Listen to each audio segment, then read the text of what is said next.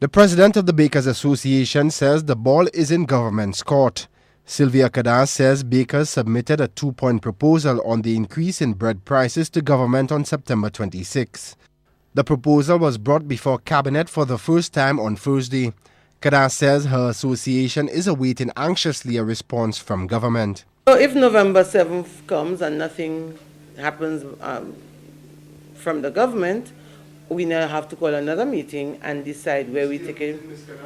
Well, yes, because you couldn't just decide. I couldn't just decide. It's a democracy. I would have to go back and hear what the members of the Bakers Association say.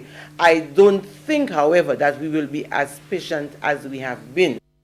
Kadas says bakers have not received an increase in the price of government-controlled baked goods for almost 24 years.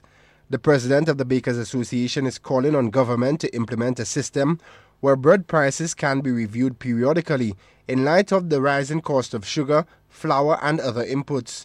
Kadas says this would protect consumers from what some have deemed hefty increase proposals by her association. A review should be done between 1 and 2 years. 1 and 2 years, because we really have not had an increase for 24 years. What has happened now, because we have not had this increase for so long, now that we are asking for an increase, it would seem to be a hefty increase, but really it is not. Government is subsidizing every container of flour to the tune of $21,000. The Commerce Minister says government is no longer able to provide that level of support, and so Cabinet will soon have to review and reduce subsidies.